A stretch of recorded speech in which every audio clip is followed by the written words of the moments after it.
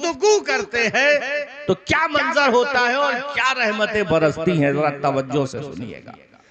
दो अल्लाह वाले आपस में मिले, मिलने के बाद सलाम दुआ हुआ, कहा सलाम वालेकुम, का वालेकुम अस्सलाम व रहमतुल्लाहि व बरकातुहू।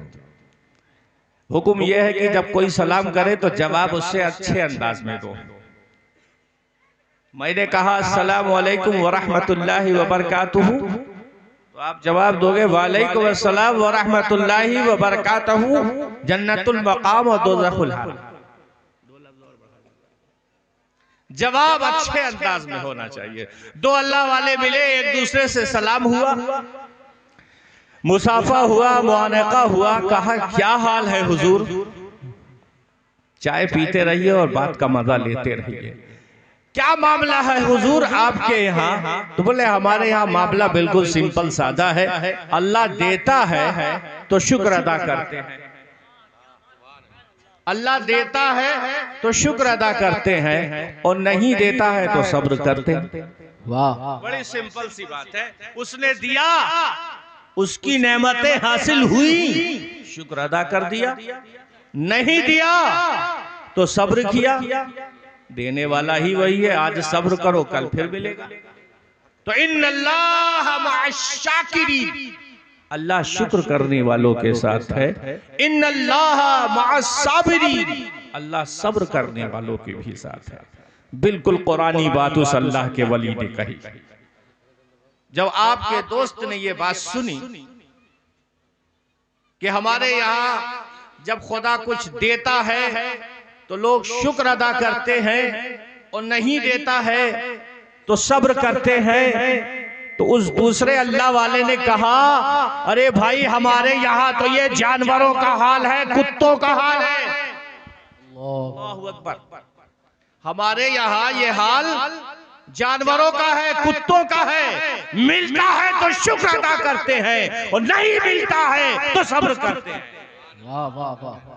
अल्लाह वालों की गुफ्तगू है, हल्के में मत लेना। तो उन्होंने कहा कमाल की बात है, अपने दिल ही दिल में सोचा कि आज मुझे मेरा उस्ताद मिल गया। जब इनके यहाँ जानवरों का ये हाल है, बात तवक्कल की है, बात अल्लाह के जात पर भरोसे की है। जब इनके यहाँ जानवरों का ये हाल है तो इंसानों का क्या आलम होगा। चलो इनकी शागिर्दी मांग लेते हैं। कहा हुजूर आपकी बात से मैं इतना ज्यादा मुतासिर हूं, इतना ज्यादा मैं आपकी बात पर फिदा हो चुका हूं, मैं चाहता हूं कि आप मुझे अपनी शागिर्दी में ले लें। उन्होंने कहा जाओ। वो शागिर्दी में आ गए। अब दोनों वली चल रहे हैं, वली जमीन पर चल रहा है, रहमत ऊपर से बरस रही है। चलते चलते उन्होंने पूछा कि हुजूर ये बताइए कि जब आपके यहाँ जानवरों का ये हाल है तो इंसानों का क्या आलम है।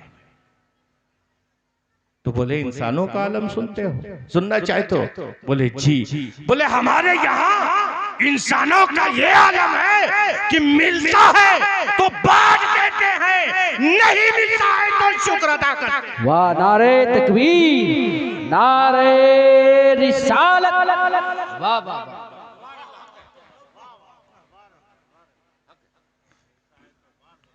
और नहीं मिलता है तो शुक्र अदा करते हैं। कमाल का तकवा है, कमाल की परहेजगारी है, कमाल का तवक्कल है। अल्लाह की जात पर अल्लाह वाले ऐसे भरोसा किया करते हैं। बेशक। क्या कहा? मिलता है तो बांट देते हैं और नहीं मिलता है तो शुक्र अदा करते हैं। बात समझ में आई? बिहार की लैंग्वेज में कहेंगे क्या? बुड़बक। अरे मिलता है तो शुक्र अदा हो, अच्छी बात है, और नहीं मिले तो शुक्र अदा हो। ये बात समझ में नहीं आई हुजूर।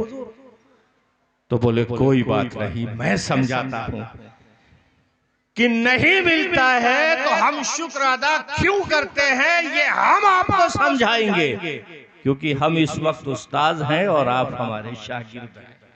बोले हाँ हुजूर, मैंने शागिर्दी तो इसीलिए हासिल की है ताकि मैं कुछ अल्लाह वाला और बन जाऊं, एक आध सीढ़ी और चढ़ जाऊं। बोले सुनो, मिलता है तो बांट देते हैं, सब कुछ बांट देते हैं, और नहीं मिलता है तो शुक्र अदा करते हैं। उसमें राज ये है कि मेरे परवरदिगार ने मुझे जो जो नेमतें अता की, उन नेमतों को मैंने मखलूक में तकसीम कर दिया। वाह वाह वाह, ये मेरी ड्यूटी थी, ये मेरा फर्ज था, मैंने तकसीम कर दिया। अब तकसीम करने में मैंने इंसाफ किया कि नहीं किया, ये मुझे नहीं मालूम, ये मेरे रब को ही मालूम है। इसलिए आज जब मेरे रब ने मुझे नेमतें नहीं दी तो मैंने शुक्र अदा किया कि आज इस ड्यूटी से अल्लाह ने वाह वाह वाह वाह वाह वाह वाह वाह। नहीं समझे, फिर से समझने की कोशिश कीजिए। नेमतें मिली थी बांटने के लिए, अपने रिश्तेदारों को दे दिया, पड़ोसियों को दे दिया, खानदान भर को दे दिया, लेकिन जो मुस्तहिक था उसको नहीं दिया। बताओ वो हिसाब लेगा कि नहीं? लेगा ना? जरूर लेगा वो हिसाब। क्यों? क्योंकि जिसके लिए दिया था उस तक माल पहुंचा ही नहीं। तो आज जब मेरे रब ने मुझे उस जिम्मेदारी से बरी रखा है तो मैं शुक्र अदा करता हूं कि आज इस ड्यूटी से मुझे बचा के रखा। आज का दिन मैं जरूर अपनी जिंदगी का खुशहाल दिन गुजारूंगा। ये है अल्लाह वालों की सीरत कि जब मिलता है तो वो अपने लिए नहीं, अपने भाइयों के लिए अता कर दिया करते हैं, और नहीं मिलता है तो फिर शुक्र अदा किया करते हैं। वाह वाह वाह। अब अल्लाह वालों की गुफ्तगू समझ में आई? और सुनोगे? एक मरतबा दुरूद पाक पढ़ा जाए। अल्लाहुम्मा सल्ली अला सय्यदना शफीना व मौलाना मुहम्मदिन कमा तुहिब्बु व तरदा बि अन तुसल्ली अलैहि सलातम व सलामन अलैका या रसूल अल्लाह। अल्लाह के रसूल के बाद जो सबसे मुकद्दस जात है, जमात है, वो सहाबा की, नो डाउट। अल्लाह के रसूल के बाद जितनी भी जातें आई, उन तमाम जातों में सबसे अफजल जात और जमात का नाम हजरत सहाबा है। बिल्कुल सही बात है ना? और हम जो भी पैरवी करते हैं रसूलुल्लाह की, वो सहाबा के हवाले से करते हैं। जी, जो सहाबा ने किया वही हम कर रहे हैं, और जो उन्होंने नहीं किया हमारी जुर्रत नहीं कि उनसे बढ़कर हम कुछ कर सकें। तो जो भी इत्तिबा है इस वक्त शरीयत की, वो सहाबा के जरिए से हमें आई, कुरान और हदीस के हवाले से वो हमने अपने दिल और दिमाग में बसाया, उस पर ईमान लाए, और उसी ईमान की रोशनी में आज तक चल रहे हैं। सुबह क़यामत तक हमारी नस्लें ऐसी ही चलेंगी। तो आइडियल कौन हुआ? सहाबा। हुजूर के बाद मुकद्दस जात का नाम सहाबी, और उन सहाबियों में भी मुकद्दस जात है हजरत अबू बकर की, हजरत उमर फारूक की, उस्मान गनी की, अली मुश्किल कुशा की, हसनैन करीमैन की, अशराए मुबश्शरा की। सहाबा में भी तो आलिम हुआ करते थे। कुछ सहाबा ऐसे हुए कि उन्होंने कलमा पढ़ा, बस हुजूर की सोहबत में बैठने लगे, लेकिन बहुत बड़ी अफजलियत की बात है। और कुछ सहाबा ऐसे थे जो हुजूर की बातों से मसले तलब किया करते थे, मुज्तहिद हुए, हुजूर के रूबरू बैठे, आलिम दीन हो गए, फकीह हो गए, मुफस्सिर हो गए। ऐसे भी सहाबा, और ऐसे भी सहाबा जो मुख्तलिफ कामों में दीन के लगे रहे। कोई टैक्स वसूल करके ला रहा है, तो कोई बैतुल माल की जिम्मेदारी देख रहा है, कोई बैतुल माल में से जो माल तकसीम हो रहा है गरीबों को वो काम कर रहा है। लेकिन हर सहाबी अपने आप में एक फजीलत के जाम। किसी को किसी पर हम अपने नजरिए से बरतरी नहीं दे सकते। जो कुरान हदीस का हुक्म है बस वही हमारे लिए सब कुछ है। अपने नजरिए से ना हम किसी के मर्तबे को बढ़ा सकते हैं, अपने नजरिए से ना हम किसी के मर्तबे को घटा सकते हैं। हर सहाबी अपने आप में मुकम्मल है। सरकार ने फरमाया कि मेरे किसी एक सहाबी की पैरवी कर लो, तुम्हें निजात है, तुम जन्नती हो। बेशक किसी एक सहाबी। तो अब इसलिए इसमें कोई शक बचा नहीं। मैं अपने सहाबा के दरमियान ऐसा हूं जैसे 14वीं का चांद सितारों से घिरा होता है। वाह वाह वाह। मैं 14वीं का चांद हूं और चांद के चारों तरफ जो सितारे हैं वो मेरे सहाबा हैं। ये अल्लाह के रसूल ने मिसाल दी है कि ना चांद सितारों से जुदा है, ना सितारे चांद से जुदा है। बेशक चमकते हुए चांद को देखो तो हुजूर याद आ जाए, और चमकते हुए सितारों को देखो तो सहाबा याद आ जाए। वाह वाह वाह। तो ये अल्लाह के रसूल की मोहब्बत अपने सहाबा से। और एक प्यारी सी बात और कहते चलूं कि अल्लाह के रसूल ने अपने सहाबा से कहा, अभी तो मैं मौजू पे आया नहीं हूं दोस्तों, खाली आपकी अकीदतों को देख रहा हूं कि आप कितना सुनना चाहते हैं। अगर सुनने का मूड बनेगा तभी मैं अपनी असल बात पर आऊंगा। तो हुजूर ने अपने सहाबा को मुखातब किया जी। कहा कि ऐ मेरे प्यारे सहाबा, तुमने दीन की बाजियाबी के लिए, तुमने दीन को फैलाने के लिए, तुमने इस्लाम के दायरे को बढ़ाने के लिए बहुत मेहनतें मशक्कतें की हैं, मेरी एक एक सुन्नत की हिफाजत की है। बेशक तुम्हारे बराबर तुम्हारी फजीलत में कोई नहीं हो सकता।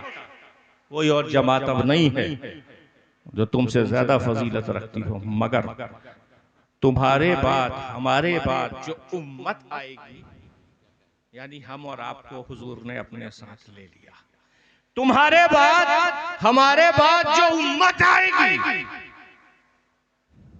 रोजे कयामत मैं उस उम्मत पे फख्र करूंगा, सुभान अल्लाह, नाज करूंगा, मसरत में, खुशी में, शादमानी में मैं उन पर नाज करूंगा, फख्र करूंगा। तो जब सहाबा ने ये सुना कि हुजूर हमें छोड़कर हमारे बाद आने वाली उम्मत के लिए ऐसा बोल रहे हैं, तो बेचैन हो गए। या रसूल अल्लाह, क्या हम आपकी सुन्नतों पर अमल नहीं करते? क्या हम आपके नक्शे कदम पर अपनी जिंदगी को नहीं गुजारते?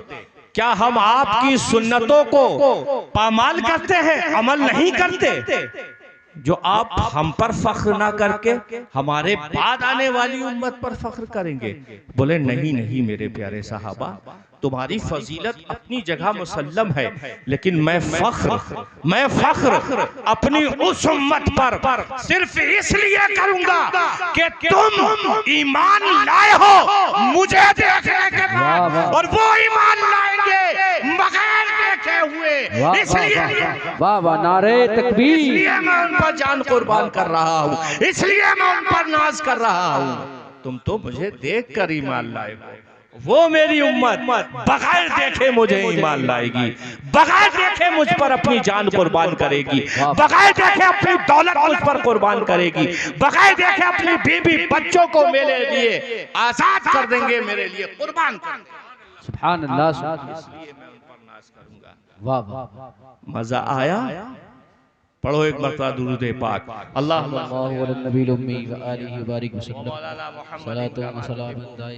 वतरदा बेअन तुसल्ली अलैहि सलाता व सलामन अलैका या रसूल अल्लाह सल्लल्लाहु तआला अलैहि वसल्लम। रोज़े महशर जब हिसाब किताब हो रहा होगा, नफ्सी नफ्सा का आलम होगा, तमाम लोग सब बसब खड़े होंगे, तो कुछ चेहरे, कुछ जाते मुकद्दसा ऐसी होंगी कि जिनके चेहरे, जिनके हाथ, जिनके पांव 14वीं के चांद की तरह तमक, चमक और धमक। बेशक हदीस की बात है, गौर से सुनिएगा। तो लोग कहेंगे हैरत से रोज़े महशर, अरे ये कौन लोग हैं कि जिनके चेहरे, जिनके हाथ और पांव 14वीं के चांद की तरह चमक और दमक रहे हैं? ये कैसे लोग हैं कि जिनसे नूर फूट रहा है, रोशनी फूट रही है, चारों तरफ उजाला हो रहा है? अरे भाई ये कौन लोग हैं? बड़ी प्यारी बात है, सिंपल बात है, आवाज आएगी, निदा आएगी, ये वो लोग हैं प्यारे, ये वो लोग हैं जो मेरी याद में, मेरी मोहब्बत में वजू बनाया करते थे और तहारत हासिल करके मेरे लिए सजदे में गिर जाया। वाह वाह वाह वाह वाह। वजू बनाने की ये बरकत है। तो जब अल्लाह वालों ने सुना, ऐसे जैसे हम लोग हैं उसको याद कर रहे हैं। जब अल्लाह वालों ने ये सुना तो उन्होंने वजू बनाना शुरू कर दिया। लोग तो यहां तक धोते हैं, वो यहां तक धोने लगे। तवज्जो है, हाथ को धोना यहां तक आया है ना, और कोई यहां तक धोने लगे इस उम्मीद पर कि मेरा यहां तक भी चमके। क्या बात है यकीन की, और क्या बात है मोहब्बत की। अरे उसके इल्म में क्या नहीं है, वो सिर्फ नीयत को देखता है, आपके अमल को नहीं। अमल की जो नीयत है उसी पे इनाम मिला। वजू बनाइए तो इस ढंग से बनाइए कि सही से तहारत हो जाए। सजदा कीजिए तो इस ढंग से कीजिए कि सजदाए सुन्नत अदा हो जाए, जैसे रसूल पाक सजदा किया करते थे, जैसे सहाबा सजदा किया करते थे, रुकू किया करते थे, वजू किया करते थे। अपना भी वजू वैसे ही होना चाहिए। तो उम्मीद रखी जाए कि काश की हमारी ही नस्लों में से कोई ऐसा रोज़े महशर हो कि जिसके हाथ भी चमक रहे हों, जिसका चेहरा। वाह वाह सुभान अल्लाह। कायम है दोस्तों, उम्मीद पे दुनिया कायम है। किसी के माथे पे नहीं लिखा हुआ है कि इसी की नस्ल से होगा जिसके हाथ और पांव चमकाए जाएंगे। सब उम्मीद पे दुनिया कायम है। बस अमल करते रहो, नेकी करते रहो, आगे बढ़ते रहो। एक मरतबा दुरूद पाक पढ़ो, अल्लाहुम्मा सल्ली अला सय्यदना मुहम्मदिन कमा तुहिब्बु व तर्दा बि अन तुसल्ली अलैहि सलातन व सलामन अलैका या रसूल अल्लाह सल्लल्लाहु अलैहि वसल्लम। लितुमिनु बिल्लाह व रसूली। बहुत तेजी के साथ मैं अपने मौजू पे आ जाता हूँ, ताकि ऐ लोगों तुम ईमान लाओ अल्लाह और उसके रसूल पर। लितुमिनु बिल्लाह व रसूलिही, ताकि ईमान लाओ ऐ लोगों तुम अल्लाह और उसके रसूल पर। एक बात, वतुअज़्ज़िरूहु वतुवक़्किरूहु, ताज़ीम और तौक़ीर करो अल्लाह और उसके रसूलों की। ताज़ीम और तौक़ीर करो अल्लाह और उसके रसूल की। दूसरी बात। तीसरी बात, वतुसब्बिहूहु बुकरतन व असीला, और सुबह शाम अपने परवरदिगार की तारीफ बयान किया करो। तीन बातें हुई ना। लितुमिनु बिल्लाह व रसूलिही, अल्लाह पर ईमान लाओ और उसके रसूल पर ईमान लाओ। पहली चीज। वतुअज़्ज़िरूहु वतुवक़्किरूहु, ताज़ीम और तौक़ीर करो अल्लाह और उसके रसूल की। और तीसरी बात, वतुसब्बिहूहु बुकरतन व असीला, और सुबह शाम बंदे अपनी रब की तारीफ और तौसीफ बयान किया। वाह वाह वाह। तीन बातें, बस इन्हीं तीनों बातों कर लेकर मैं आप तक, आपके दिलों की गहराइयों तक पहुंचना चाहता हूं। बस आप सुनते रहे। ईमान लाओ अल्लाह और रसूल पर। क्या मतलब? कि अल्लाह एक है, उसका कोई शरीक नहीं, वो किसी से जना नहीं गया, उसने किसी को जना नहीं, वो किसी का शौहर नहीं, उसकी कोई बीबी नहीं। हमारा ईमान यही है ना कि अल्लाह एक है, वो खुद से है, वो यकता है, वो नूर है, वो जमीन और आसमान में यकसा फैला हुआ है। जहां देखो उसके जलवे ही जलवे हैं। वो वाहदहू ला शरीक है, वो वाहदहू ला शरीक है। वो अकेला है और उसका कोई शरीक नहीं, उसकी वहदानियत में कोई उसका शरीक नहीं। ये हुआ अल्लाह पर ईमान लाना। वो अव्वल है, वो आखिर है, वो जाहिर है, वो बातिन है, वो मोमिन है, वो मुहीन है, वो सत्तार है, वो जब्बार है, वो क़हार है, वो मुतकब्बिर है। फिर उसके जो सिफाती नाम है, वो सारे नामों पर ईमान लाना और ईमान रखना, ये असल में अल्लाह पर ईमान लाने की दलील है। तो अल्लाह कहता है कि लितुमिनु बिल्लाह, ऐ लोगों तुम अल्लाह पर ईमान लाओ, व रसूलिही, और रसूल। बस सवाल यहीं पर है कि रसूल पर क्यों? जब अल्लाह पर ईमान ले आए, उसको अपने दिल में बसा लिया, उसके बंदे बन गए, अब दूसरे की जरूरत नहीं थी। लेकिन कुरान का हुक्म है जब कुरान का हुक्म है तो उस दूसरे की जरूरत को समझना और समझाना सारी कायनात को जरूरी है कि ईमान लाए अल्लाह पर और ईमान लाए उसके रसूल पर। तो रसूल पर ईमान लाने की क्या जरूरत है? तो बहुत सिंपल सी बात बताता चलूं, अल्लाह अल्लाह कहने से अल्लाह ना मिला, जैसे ही मोहम्मद कहा खुदा मिला। वाह वाह वाह वाह वाह वाह वाह वाह वाह, बेशक। बोलो अल्लाह अल्लाह कहने से अल्लाह मिलेगा? है कोई अपनी अम्मा का बच्चा बेटा जो सिर्फ जिंदगी भर अल्लाह अल्लाह अल्लाह अल्लाह करता रहे और उसे अल्लाह मिल जाए? नहीं मिलेगा। और जैसे ही मोहम्मद पर ईमान लाएगा और कहेगा मोहम्मदुर रसूलुल्लाह, बस खुदा मिल जाएगा। तो मतलब ये है कि ऐ मेरे बंदो, तुम ईमान बिल्लाह भी रखो, ईमान बिल रसूल भी रखो। ला इलाहा इल्लल्लाह ये ईमान बिल्लाह है, मोहम्मदुर रसूलुल्लाह ये ईमान बिल रसूल है। ला इलाहा इल्लल्लाह यानी कुरान पर भी भरोसा रखो और हदीस पर भी। वाह वाह वाह। जब कुरान और हदीस को लेकर आगे बढ़ोगे, ना दुनिया में परेशानी होगी ना आखिरत। नारे तकबीर, नारे रिसालत, इस्लाह मुआशरा कॉन्फ्रेंस, जानशीन हुजूर अशरफुल हुक्मा। वाह वाह। तो ईमान बिल्लाह ईमान बिल रसूल ला इलाहा इल्लल्लाह मुहम्मदुर रसूलुल्लाह से पूरा हो गया। तो गोया कि अब इस आयत का मिस्दाक वो तमाम लोग बन गए, अल्लाह पर भी ईमान ले आए और उसके रसूल पर भी ईमान ले आए और कलमा पढ़ लिया, ला इलाहा इल्लल्लाह मुहम्मद रसूलुल्लाह। अब दायरे इस्लाम में आपका एडमिशन हो गया।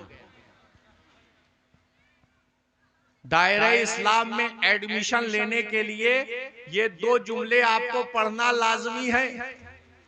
दिन भर टोपी लगाकर घूमो और कलमे पर अगर ईमान नहीं है तो मुसलमान नहीं कहे जाओगे। बेशक। दिन भर नमाज पढ़ो, कलमे पर भरोसा नहीं है तो नमाजी मुसलमान नहीं कहलाओगे। सारी जिंदगी भूखे प्यासे रोजा रखो, कलमे ही पर अगर ईमान नहीं है तो ये सब तुम्हारा भूखा फाका रहना होगा, रोजे में नहीं लिखा जाएगा। सारी जिंदगी अपने पैसे को अल्लाह की राह में मस्जिदों मदरसा खानका बनाने में सर्फ करो और कलमे पर भरोसा ना रखो तो ये सब खर्चा करना तुम्हारा लग़्व है, बेकार है, दुनियादारी है। ईमान का इससे कोई ताल्लुक नहीं।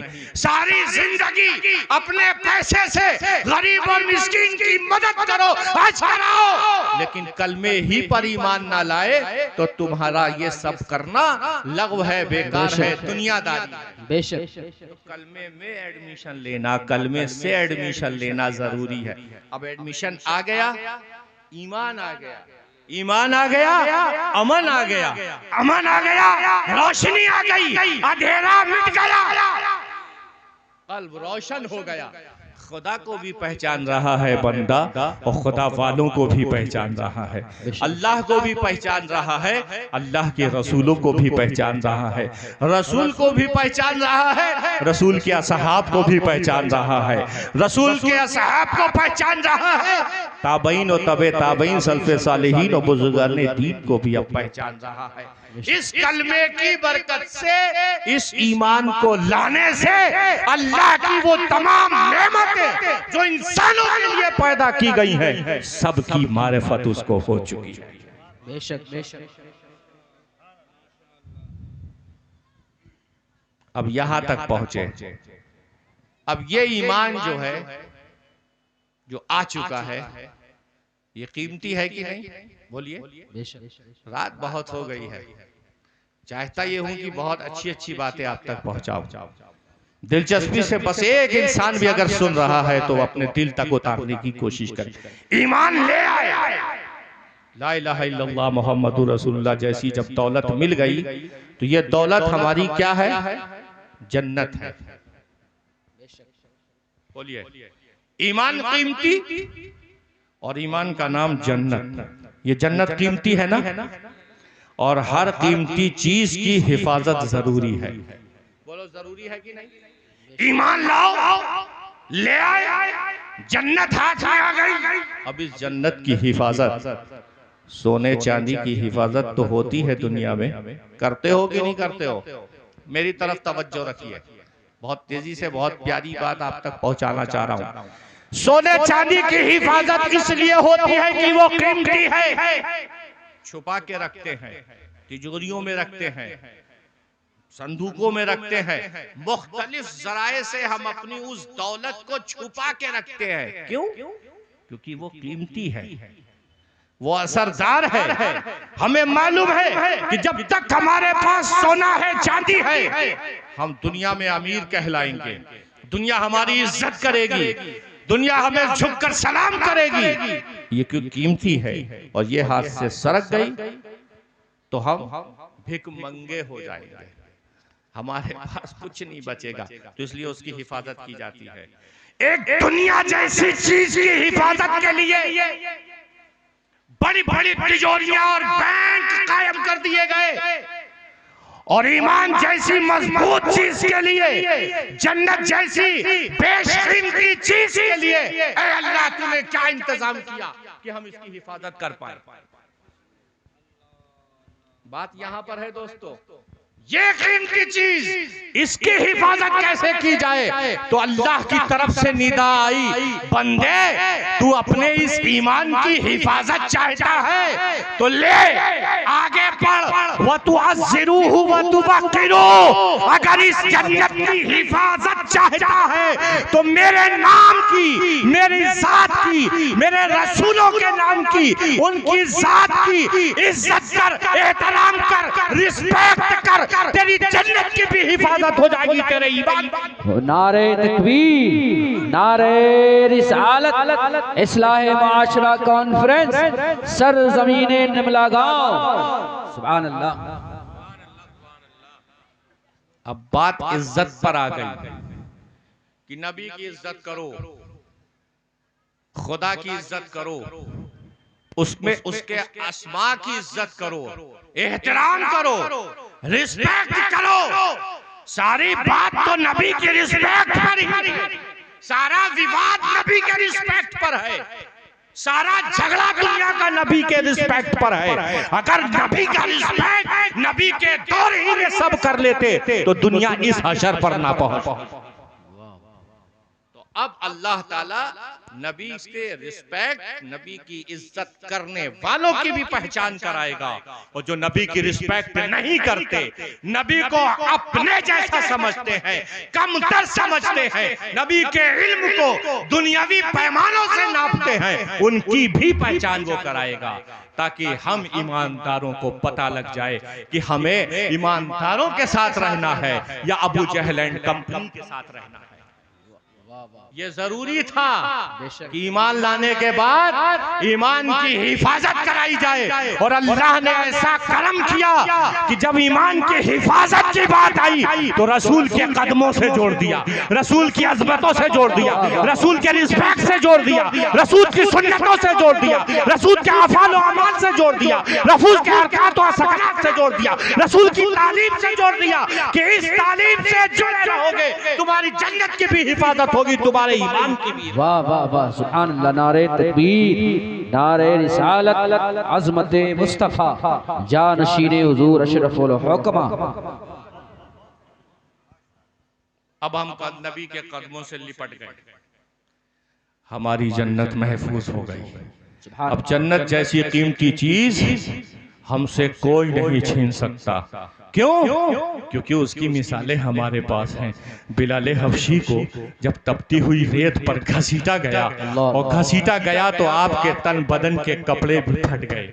जिस्म लहू लुहान हो गया। और उन जालिमों ने हजरत बिलाल से कहा, ऐ बिलाल अब भी तू पास आ जा, हम तेरी जान बख्श देंगे, यहाँ का वहाँ का फला ठिमा का तुझे बादशाह बना देंगे।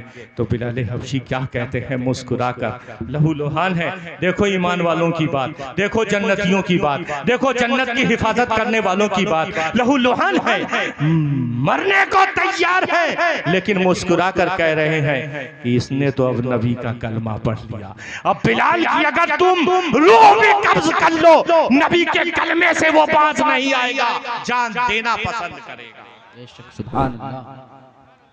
ये नबी का रिस्पेक्ट करने वाले लोग हैं, ये कलमे की हिफाजत करने वाले लोग हैं। ये हमारे लिए आइडियल है। हमारे लिए वक्त का हुक्मरां, वक्त का दौलतमंद आइडियल नहीं है। और वो बिलाल जब जमीन पर चलते हैं तो उनके चलने की आहट अर्शे मुअल्ला पर सुनाई देती है। वाह, ये है वो ईमान वाले, ये है वो कुरान वाले, ये है अल्लाह की जात पर फिदा और फना करने वाली अपनी जात को कि जब दुआ उठाते हैं हाथ के लिए तो जमीनें फट जाती हैं, अनाज पैदा हो जाता है, आसमान बरसता है, बारिश हो जाती है, कहत पड़ता है, दुआ करते हैं, हरियाली फैल जाती है। सुभान। ये दौलत है ईमान वालों के पास। दुआ ऐसी मुतबर्रक चीज है कि अल्लाह के रसूल ने फरमाया कि मोमिनों का हथियार है।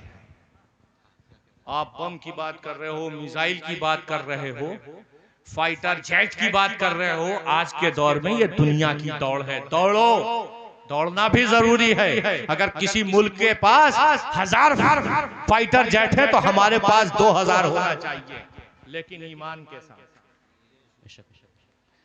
ईमान के साथ होने चाहिए, तब वो हमारे लिए काम आएंगे। अगर ईमान नहीं रहा तो ये फाइटर जेट भी काम नहीं आएगा। क्यों? क्योंकि ईमान की वो पावर है, अगर हाथ उठा के दुआ कर दे तो सब कुछ खत्म हो जाएगा और वो जिंदा रहेगा, अल्लाह वाले जिंदा रहेंगे। एक मरतबा दुरूद पाक पढ़ें, अल्लाहुम्मा सल्ली अला सय्यिदना शफीना मौलाना मुहम्मद व अला आलिहि व सल्ली अलैहि सलातु व सलामुन अलैका या रसूल अल्लाह।